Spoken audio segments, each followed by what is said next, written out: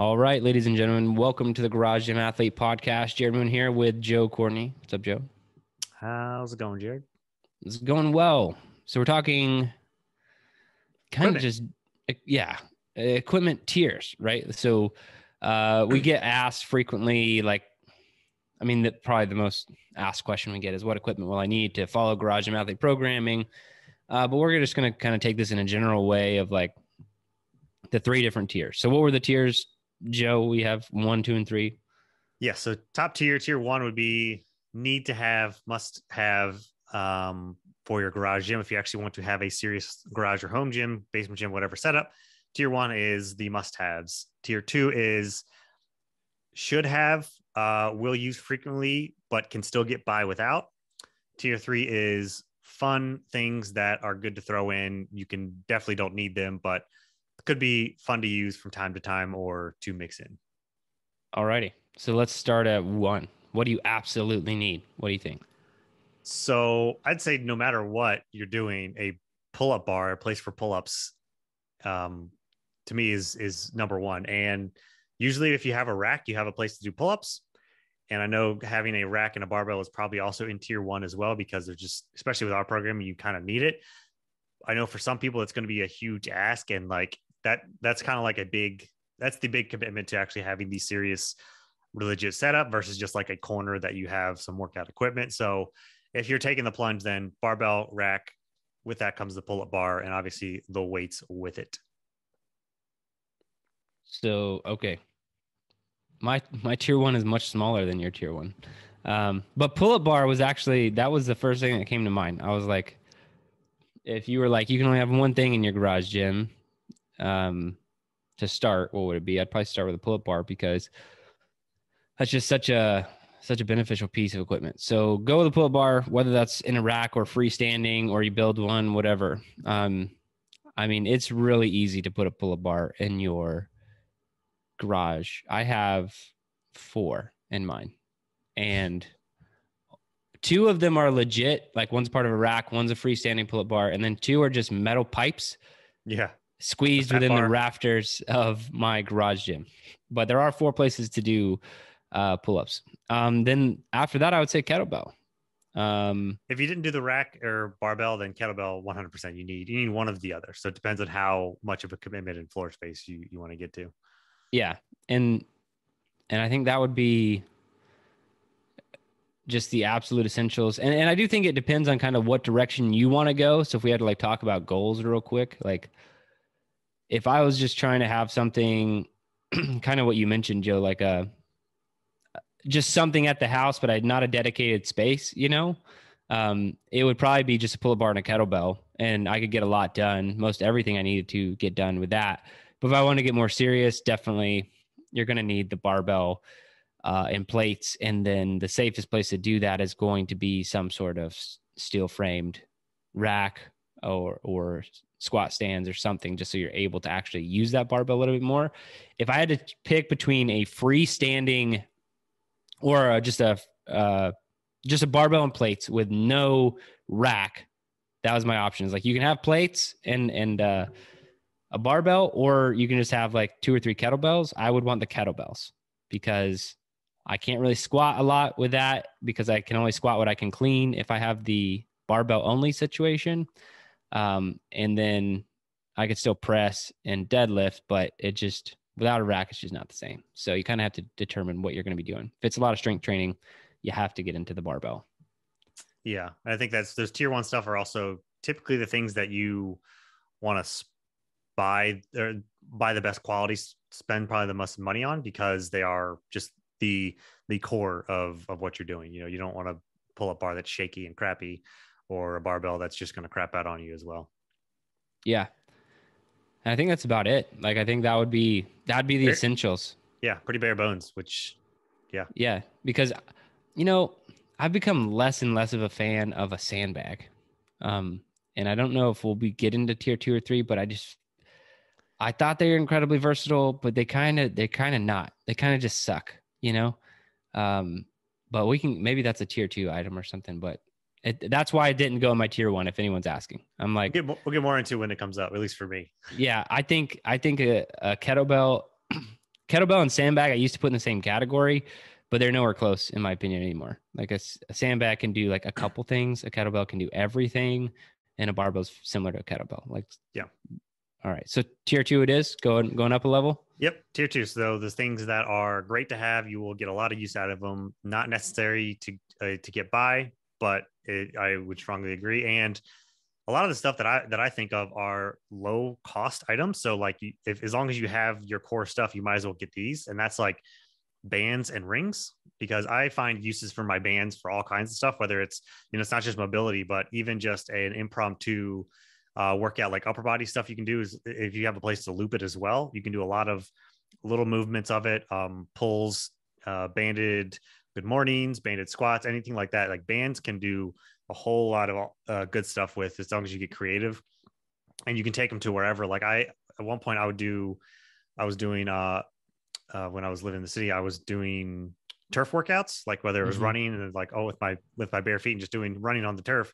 And then I would loop it around some bands around a fence, and I would do band stuff. And that was just like a legit awesome workout to do outside there. Rings, I've always loved rings. They're also very mobile. You can do a lot of things with it, pulling, pushing, great, especially great for upper body. From there, I'd probably say adding a second, if you already have a kettlebell, adding a second kettlebell or getting two kettlebells, a light and a light and a heavy for two different things that you might be doing, whether it's strength or, power or something like that. So adding another kettlebell. Then it's in between. It's hard to say, but I'd probably say tier 2 would be the first piece of cardio equipment. It would probably be a bike, because with a bike indoors, you'll never have an excuse to not do some sort of conditioning when the weather's bad. And a bike, you can just do a lot of, they're very versatile when it comes to conditioning. And if you're injured, you're probably going to be able to use it more likely, or just it would be more convenient overall. But that's probably the first piece of cardio equipment I would kind of fit in there. And if you had to choose, I'd probably go bike first. Yeah, and I'll start there because I think you could put cardio equipment in tier 2 or tier 3, but I think tier 2 it's going to be there for a lot of people, because I think you have to look at your situation.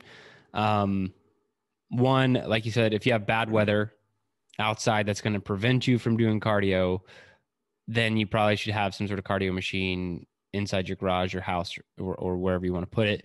In another situation, I've found myself in needing cardio equipment more so than any other. With living in Texas is kids. Like I'll be doing a workout at home. Emily might be gone, and I have one or all three of the kids home with me. And it's cool if I go work out. It's not cool if I go for a 5-mile run, and just like see you later, especially like my youngest is 3 years old. So I'm not at that point yet where I'm just going to leave them and see what happens. But anyway, that I would take all those things in consideration for cardio equipment. If that's going to be in your tier 2, it might be super necessary for a lot of people. It might even be a tier 1 if you live in North Dakota. I don't know. It might be like, yeah, just have to have it. I would say a jump rope. I don't think you mentioned that. No, it slipped my mind. One of those easy, cheap items. Yeah, which could fit for your cardio. But I don't know anybody who's ever been like, you know what, I'm fine with just jump rope being my cardio. For 30 minutes. That's a lot of freaking jumping, right? Like we can say that it's a good substitute, and it's amazing for cardio, but like I just don't know anybody who's like, yeah, you know what? I'm doing cardio 3-4 times a week and it's always jump rope. Like that's never met that person. But I'm sure that they're pretty fit if they are. So you mentioned rings, you mentioned bands. I think you're right there. Secondary kettlebells. Yeah. I mean, I still only have 4 dumbbells and I bought them all for Emily. So that almost will never make it on my list. I have the adjustable and I still like barely use those. So I don't even know where I'd put those at this point. 'Cause I find kettlebell like pressing overhead. I like pressing a kettlebell overhead about 1,000 times more than a dumbbell. I don't know why, but yeah, it's definitely something that I prefer there. So I think that's about it, man. I added jump rope to that list. I think that's all I did there. A lot of talking to add jump rope. So that's all I got for tier 2. Yeah. Again, you nailed most of them. That's why though. clearly we don't need that much. And those were, you can probably buy all of tier 2 depending if you shop around enough for like $500. Yeah. So then it's tier 3, the fun stuff that might make your life easier during certain things, but aren't necessary. And they're things that like I've added later on. So like I think I had 4 or 5 kettlebells before I got like a second piece of cardio equipment. Yeah. Or a sandbag. And it's funny, tier 3 is where I'll have the most. It's because I feel like tier 3 is maybe like 90% of my gym at this point of like just tier 3 things just you like don't need. Yeah. But I have it. Yeah. Tier 3 is your personality, your preferences, what you enjoy most. So yeah, tier 3 is just the extra stuff that you can get by without, but are fun to have. So my fun to have that I think are great to have if you want to just keep adding to Airdyne. I'm on my second Airdyne because the first one I got broke a long time ago, but yeah, we broke it. So Airdyne is that, and that's when also you probably get any second piece of cardio equipment, I guess I would say in general. Adjustable dumbbells. I did just get adjustable dumbbells, and I actually use them a couple times a week now. I am definitely one for the Sexy Saturday routine, so I use them then, and just any extra stuff that I want to do outside of that. I'd say I prefer it depends on the press. Sometimes I do still like to do the kettlebell press, but I always have to like change my watch around if I'm going to press. It's a lot of work. Yeah, I know, right? I'm just like, well, I could change my watch around, or I can just grab these dumbbells. So I go with the dumbbells, and I use them a lot. So they're really good. Plyo boxes. I'm surprised they didn't come in before, but I mean, I think you can do a lot without. I don't use them. Maybe we made a mistake. No, the reason I don't put that in tier 1 or tier 2, honestly, is because, and I've mentioned this before, it's just like, I feel like you can always find a place to jump, but I know that might not be true for some people. I just feel like I've always had like something I can jump up onto without even actually needing a plyometric box. But I've also always had a plyometric box. But I feel like it gets used the least amount because I'm like, I'm just not going to move that thing around. I'll just go jump on this thing or that thing or whatever. But even from a programming standpoint, like if you're doing box jumps, that's a powerful movement. So you can just do tuck jumps or broad jumps. And it's like, okay, same. And then other than that, it's step ups. But step ups, you're not going to see stepping up super high, Joe. So just stack your plates or something sturdy to step on. Like, there you go. You have a plyo box. They take up a ton of room. They're pretty heavy and awkward, but they can be good to have. And then I guess the last one would be sandbag, and we can go into a bit more why. But yeah, sandbags, once I got one, it was like, cool, this is fun. And then I'm like, I did a couple of cleans. Like, these cleans are stupid. They don't work like cleans at all. I have to half row it past my knees, and then I can clean it. And then it's like, and like the main thing that I like sandbags for now are just like weighted carries. Like bear hug, I can load up a heavier one, or if I want to go for a longer walk or something, I can put like 90 plus or so pounds on my shoulders and go for a walk. It's like weighted carries, they're great. Maybe some sort of like just like an awkward object of like a Zercher or like a bear hug squat, something like that. But other than that, I don't do a ton with my sandbags. That's just kind of what it's been used for. The whole reason we started this episode was just where we could talk shit about sandbags. But I feel the exact same way, man. It's funny that we've come to the same conclusion because we've never actually talked about it. But I bought like a big, I think it goes up to 150, maybe more, 150 pounds worth of sandbag. Like it's like a big bag with like multi bags that go inside of it. And I thought it was gonna be super cool. I was like, oh, I got these 3 separate bags I can use. And I mean, it's been like the least useful thing. I took it on 1 or 2 vacations, like one of the inserts, like to beach vacations. And it's still, I just feel kind of stupid still. I'm like, I would rather run and do push-ups than mess around with this thing, which I can do on any vacation. And I agree with you on the clean. And I think it's a matter of having a barbell right there and ready. Is I'm like, I could do more weight, better form. And like the only argument is like, oh yeah, it's like, it's not balanced. It's awkward. It's like, yeah, it's not. Like that makes it worse and not as fun. And I could do a kettlebell clean with like a 70 pound in my right and a 50 in my left if I just felt like being off balance for a day, and it's still going to be a cleaner movement, right? And so yeah, I'm just not a huge fan of sandbags, and so they're definitely in the tier 3, not needed, just if you want to have some fun in my realm. Now the rest of tier 3 equipment that I have, reverse hyper definitely fits in there. Very specific, doesn't do a lot. Super helpful though if you have lower back issues or need to work through anything like that. My 2 favorite Tier 3, absolutely don't need them. Sauna and a cold plunge. We're going those. I mean, these are things that you just don't need, right? And you could put in the garage gym. Trying to think if there's anything else equipment wise. I think other than those items, I don't feel like I have any frivolous equipment. Like I have the True Form runner, but that kind of just fits in the cardio. I have multiple cardio pieces of equipment. And after your second one, they're kind of useless, right? You don't actually need it. Trap bar and easy bar. I do have a trap bar. Yeah. Oh, and an easy bar. Yeah. Yeah. That's why I said it. You know my equipment better than I do. I forget. I actually haven't been using the trap bar as much. And that's another thing I'm almost putting a trap bar in like the sandbag category, is it's like you can deadlift with it. Yeah. Like that's it. Like I can press it.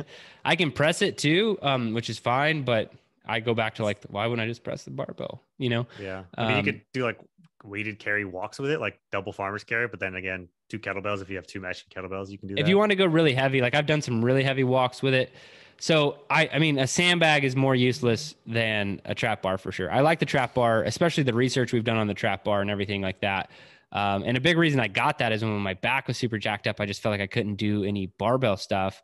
But I feel like now that my back is so much better, I'm really coming off of those things that I was using. Like I'm using the ski erg less because I'm feeling better running and getting on the bike, and like I'm using the trap bar less because I'm feeling better getting back onto the barbell. And I'm using a kettlebell a lot more. You know, I'm using a kettlebell a lot more for a lot of things, just because I'm having more fun with those lately. And so that's kind of where I'm at. But yeah, I don't know if there's anything else left. Anything else in my arsenal that you're aware of that I not that you have, and this is something that neither of us have, and it's probably the top of my wish list, but takes up the most room. And that's a GHD. It's one of those that like I really want to get one, and they've made some that are affordable. They've made some that are like stack away. They've made some that like mount onto the wall and all this stuff. It still takes up room, and like trying to find the space for the room for it. But anytime I ever go to like when I go to the gym on base, no matter what my core is for that day, I'm on the GHD. I'm using it for setups, for rotations, for something. I find a reason, like, I don't care what the core is for that day. I'm using the GHD because it's fantastic. Yeah.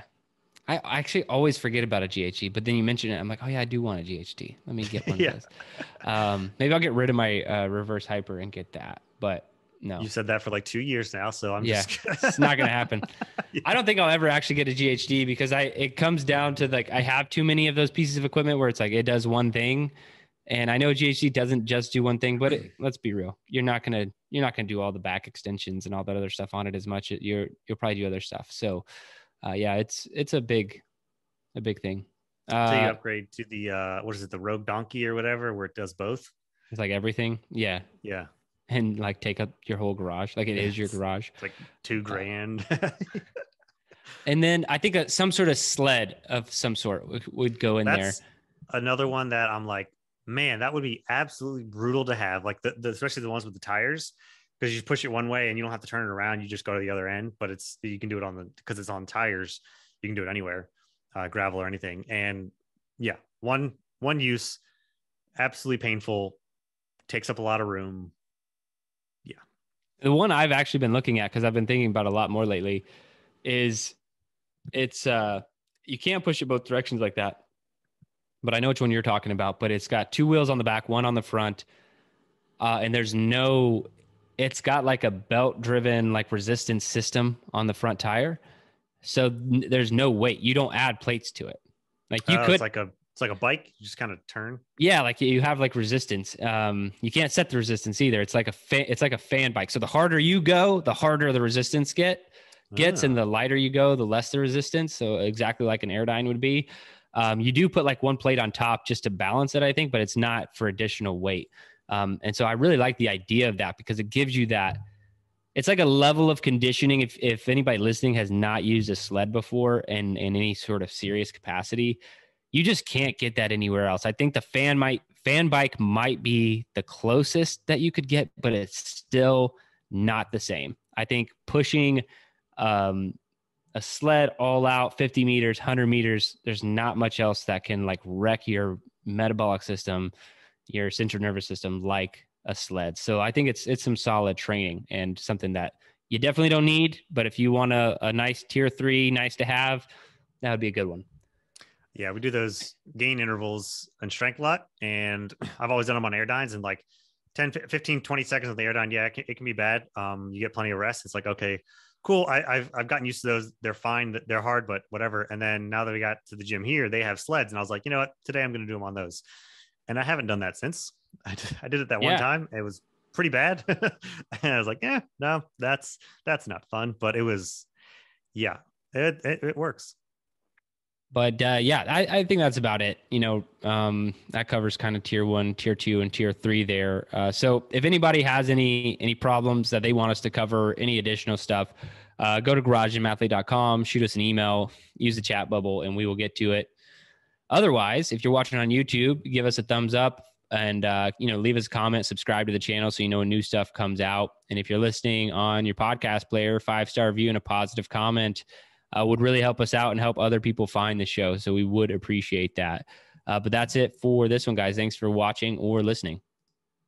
Thanks for listening to the Garage Gym Athlete podcast. If you want to learn more, go to garagegymathlete.com. You can learn about our training. Let us send you a copy of our book, The Garage Gym Athlete, or you can even get featured on the Garage Gym Athlete podcast. Thanks for listening.